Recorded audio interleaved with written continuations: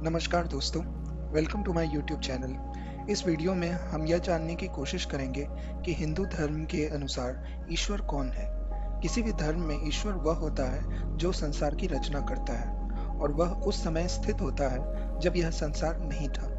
हिंदू धर्म में उस समय को प्रलय काल कहते हैं। इस प्रलय काल को सबसे अच्छे तरीके से ऋग्वेद में ही लिखा है, जिसे नासदीय सूक्त कहते हैं, लेकिन इसका एग्जैक्ट ट्रांसलेशन कहीं नहीं मिलता। जिन्होंने भी इसका अनुवाद किया है उन्होंने इसमें अपने कंसेप्ट्स डाल दिए हैं, इसलिए मैंने इसके अनुवाद के लिए चैट जीपीटी की मदद ली और चैट जीपीटी ने जैसा अनुवाद किया है मैं वह सुनाता हूँ।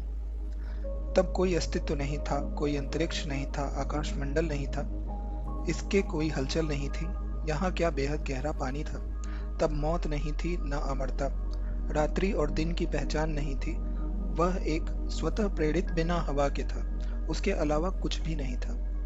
प्रारंभ में अंधकार अंधकार में छिपा था, कोई पहचान का संकेत नहीं था। जीवन शक्ति जिसने खोखलापन से ढक दिया था, वह ताप की शक्ति के द्वारा उत्पन्न हुआ था। अब हम किसी भी मान्य ग्रंथ निकालते हैं तो चाहे वो उपनिषद हो या पुराण हो, उन सभी में आपको नासदीय सूक्त का इंप्रेशन मिल जाएगा। यहाँ हम विष्णु पुराण से शुरुआत करते हैं। इसमें भी जब ऋषि सर्ग की बात करते हैं तब वह यहीं से शुरुआत करते हैं। उस समय न दिन था न रात्रि थी, न आकाश था न पृथ्वी थी, न अंधकार था न प्रकाश था, और न इसके अतिरिक्त कुछ और ही था। बस श्रोत्रादि इंद्रियों और बुद्धि आदि का अविषय एक प्रधान ब्रह्म और पुरुष ही था। तो नासदीय सूक्त में भी किसी एक तत्व की प्रेजेंस थी, जैसा कि इसमें लिखा है कि वह एक स्वतः प्रेरित बिना हवा के था। अब इसी को यहाँ ब्रह्म कह दिया गया है और इसकी व्याख्या पीछे लिखी है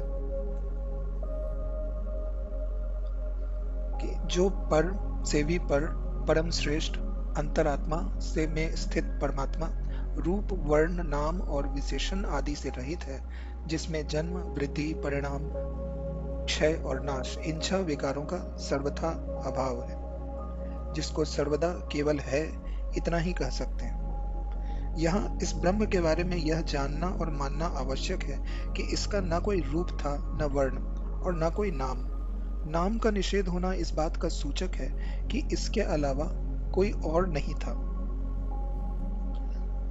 जिसने मैं हूं ऐसी अनुभूति की हो। मैं हूं ऐसा संकल्प करने वाला वह एक ही तत्व था। यद्यपि प्रकृति का अस्तित्व भी इस ब्रह्म के साथ ही था, लेकिन प्रकृति में स्वयं को महसूस करने की शक्ति का अभाव है। इसलिए ब्रह्म ने अपने अलावा किसी और को नहीं पाया। क्योंकि ब्रह्म के अलावा कोई और था ही नहीं, इसलिए इसका कोई नाम भी नहीं हो सकता। नाम की आवश्यकता हमें 2 लोगों में भेद करने के लिए होती है, इसलिए नासदीय सूक्त ने उसे किसी भी नाम से नहीं बुलाया और इसके साथ ही यह भी कह दिया कि वह क्या है ये हम नहीं जानते। यहाँ कोई कॉन्ट्रडिक्शन की बात नहीं है कि फिर पुराण उसे कैसे डिस्क्राइब कर पा रहे हैं, क्योंकि पुराण भी वही कह रहे हैं जो नासदीय सूक्त ने कहा है कि वह रूप गुण नाम सबसे रहित है। तो जिस तत्व का न कोई रूप है, न गुण है, न नाम है, उसे कोई कैसे जान सकता है। ये एक ही बात कहने के 2 तरीके हुए। या तो ये कहो कि वह यह भी नहीं है वह भी नहीं है, या ये कहो कि हम बस नहीं जानते कि वो कौन है। लेकिन यदि ऐसा है तो हम आत्मा ब्रह्म या पुरुष कहकर उसे कैसे संबोधित कर रहे हैं। ऐसा इसलिए कि हम उसके बारे में कुछ नहीं तो इतना तो जानते ही हैं कि वह है और केवल वही है, और ये शब्द एक तरीके से उसके अस्तित्व की ओर इंगित करते हैं। इस ब्रह्म की सबसे सही व्याख्या केनोपनिषद ने की है। केनोपनिषद में लिखा है कि वहां उस ब्रह्म तक न आंखें पहुंचती हैं, न वाणी पहुंचती है, न मन पहुंचता है। अतः जिस प्रकार उसका इस ब्रह्म का उपदेश करना चाहिए वह न हम जानते हैं और न यह समझते हैं कि इस दशा में किस प्रकार का उसका उपदेश करें, क्योंकि वह ब्रह्म जानने योग्य विषय से भिन्न है तथा अज्ञात से भी परे है। ऐसा हमने अपने पूर्वजों से सुना है। जो ब्रह्म वाणी द्वारा प्रकाशित नहीं हो सकता, अपितु जिसकी शक्ति से वाणी बोलती है, उसी को तुम्हें ब्रह्म जानना चाहिए।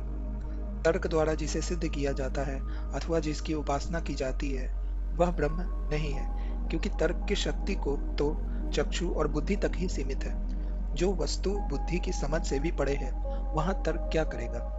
वाणी प्रत्येक दृश्य और परिच्छिन्न वस्तु का वर्णन कर सकती है, परंतु ब्रह्म न परिच्छिन्न है न साकार है, फिर वाणी किसका निर्देश करे। इसलिए ब्रह्म वही है जिसने वाणी की रचना की है, किंतु वाणी उसे नहीं कहती। जो ब्रह्म मन से मनन नहीं करता और न जिसको मन से जाना जा सकता है, किंतु जिसकी शक्ति से मन मनन करता है, तुम उसी को ब्रह्म जानो। जिस ब्रह्म को आंखों से नहीं देखा जा सकता, किंतु जिसकी शक्ति से ये नेत्र देखते हैं, तुम उसी को ब्रह्म जानो। जो कानों से सुनाई नहीं देता, किंतु जिनकी शक्ति से कान सुनते हैं, उनको तुम ब्रह्म जानो। जो ब्रह्म श्वास लेकर नहीं जीता, किंतु जिनकी शक्ति से श्वास आता है, तुम उसी को ब्रह्म जानो।